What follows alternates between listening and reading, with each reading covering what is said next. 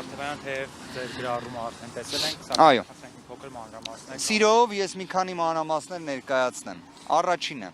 2025 թվականի նոյեմբերի 18-ին հաջորդած ժամանակահատվածում մեր կողմից թե քննչականին, թե դատախազությանը, թե իրավասու այլ մարմիններին ներկայացվել են 10-ից ավելի միջնորդություններ։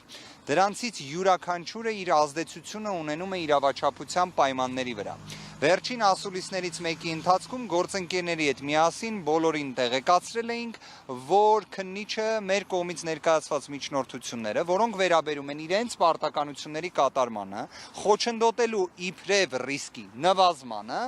որակում էր այն անհիմն միջնորդություն եւ մերժում էր։ Այդ ամենը չէր կարող իրավական հետևանք չունենար։ Մեր կողմից հետևյալ գործողությունը կատարվեց։ Այս ժամանակահատվածում բոլոր հիմքերը, հիմնավորումները, ինչպես նաև այլ բնույթի խնդիրները, որոնք մենք արձանագրել էինք, որոնք ազդեցություն են ունենում իրավաչափության պայմանների վրա, կուտակել էինք եւ ներկայացրել էինք որպես նոր ի հայտ եկած փաստարկի հիմքով միջնորդություն դատարանին։ Դա քրեական դատավարության օրենսգրքի 289 հոդվածով նախատեսված կարգավորումն է։ Դատարանը քննության առնելով մեր միջնորդությունը որոշեց այն բավարարել մասնակի կիրառելով տնային կալանք եւ գրավ։ Ինչն եմ ուզում հատուկ նշել, Սահմանադրական դատարանը այդ ճշմարտությունը վերջերս եւս նշել է, տնային կալանքը նույնն է ինչ կալանք։ Իր ռեժիմի, իր սահմանափակման տեսանկյունից մենք խոսում ենք կրկին ինտենսիվ սահմանափակման մասին։ Հետևաբար այստեղ հատուկ շնորհավորանքներ ես չեմ ներկայացնում, քանի որ ունեմ նաև պաշտպանյալներ, որոնք գտնվում են տնային կալանքի ռեժիմում եւ վստահ եղեք տնային կալանքը եւս ծանր խափանման միջոց է։ Ազատությունը սահմանափակող։ Կներեք մեկ հանգամանք էլ նշեմ։ Ժամը 19:30-ի, 19:45-ի սահմաններում դատարանը որոշում կայացրեց կիրառելու նշված խափանման միջոցները։ Մինչ այս պահը Սամվել Կարապետյանը չի գտնվում տնային կալանքի պայմաններում։ Դատարանը ուղիղ արձանագրել էր, որ կալանքը վերացվում է անհապաղ։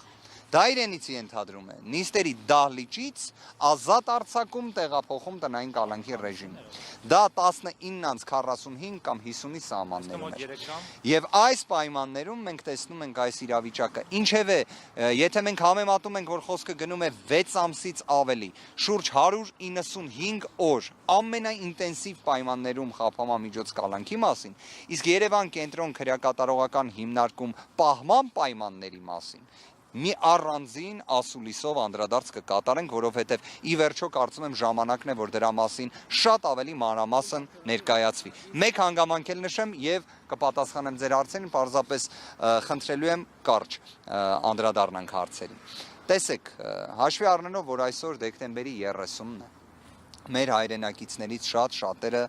զբաղված են իրենց համար չափազանց կարևոր, քանի որ մենք բոլորս էլ հայեր ենք, իսկապես ամանորի նախաշեմը չափազանց կարևոր է։ Այդ իսկ պատճառով, քանի որ մենք գիտեինք, որ նույնիսկ մեկ գրառում եթե կատարեինք դատական նիստի վերաբերյալ, մեր հայրենակիցների, մեր աջակիցների, հազարավոր մեր հայրենակիցների ներկայությունը լինելու էր դատական նիստերի դահլիճի առջև։ Մենք իսկապես ելնելով Սամվել Կարապետյանի հստակ դիրքորոշումից զերծ ենք մնացել դրանից, քանի որ չէինք ցանկանում, որ դեկտեմբերի 30-ը, ինչքան էլ կարևոր է, չափազանց կարևոր է ամեն մի անձի ներկայությունը դատական նիստերի, այսպես ասած, դահլիճում գտնվելու պայմաններում, երբ իմանում ես, որ մեր հայրենակիցները դատարանի առջև են, բայց բոլոր դեպքերում զերծ մնացինք այդ իրազեկումից, իհարկե գիտակցելով, որ հնարավորություն կունենանք մանրամասն բոլոր հարցերին պատասխանել։ Հիմա լսում եմ ձեզ։ Տնային կալանքը այս որոշումը ինչ է ենթադրում, արդյոք հաղորդակցության սահման։ Ամբողջական հետաքրքիր հարց եք տալիս, սահմանափակումները հաղորդակցման ինտենսիվ կերպով կիրառված են, կրկին բացառապես մերձավոր ազգականներին է վերաբերելու եւ ըստ էության նաեւ կարծես խոսքի ազատության սահմանափակում է նախատեսված, որի վերաբերյալ առանձին անդրադարձ կկատարենք։ Ես ակնհայտորեն եմ ասում, այստեղ որոշումը ամբողջությամբ պարզապես չենք ստացել, քաղվածքով ենք ստացել, դրան ծանոթանալուն պես լրացուցիչ դիրքորոշում կարտահայտենք, այդ թվում վերաքննության կարգով բողոքարկման վերաբերյալ։ Սոցիալային ակտիվություն գրառումներ, թե Ըստ էության կարող է նաև դրան վերաբերել, դրա համար կցանկանամ դատարանի որոշմանը ծանոթանալ նոր ամբողջական ասել, շատ պարզ ուզում եմ ձեզ բացահայտել, մեր պատկերացրած խափանման միջոցը առկա այն տվյալների, որոնք մենք ստացել էինք այս ժամանակահատվածում, պետք է լիներ պարզապես կալանքի վերացումը։ Իդեպ հենց մեր խնդրամասն էլ այդպիսինն է։ Առաջնային կալանքի ընդհանրապես վերացում։ Ներողություն մի հացել, իսկ հիմա ինչ են ասում այստեղ։ Արդյոք գրավի հավաստնող Ոչ, դա չի հարցը, պարզապես այսպես մի հասկացություն կա, կոչվում է ազատական։ Ցանկացած մեր հայրենակիցով, որ կալանավորումով անցել է, գիտի այդ եզրույթի մասին, ազատականն են լրացնում այն պայմաններում, երբ դատական նիստերի դալիճից ազատ էր արձակվել։ Այդ ժամանակ ազատական չի լրացվում ԿԿՀ-ում։ Բայց սա է իրավիճակը։ Իդեպ այս նախաձեռնությամբ, որ անպայման պետք է ուղեկցեն դեպի քրեակատարողական հիմնարկ, փաստացի հանդես եկավ քննչական խմբի ղեկավարը։ Մեղադրող կողմը որոշել է բողոքարկել, կարծես թե, եւ գրավի չափի մասին ինչ կարող եք ասել, որքանով էր օրինաչափ շեմը, որը սահմանվել է։ Գրավի հետ կապված չափը իմ կարծիքով դա գրավի բացակայությունն է Սամվել Կարապետյանի դեպքում։ Մենք խոսում ենք այնպիսի ճանաչում ունեցող անձի մասին, որի պայմաններում իր հեղինակությունը, իր անցած ճանապարհը առավել քան բավարար է ցանկացած ռիսկ զսպելու համար։ Ներողություն եմ խնդրում, զանգ է կարծես գալիս, ես պատասխանեմ, այնուհետև կվերադառնամ։ Ներողություն եմ խնդրում, մի հատ պատասխանեմ։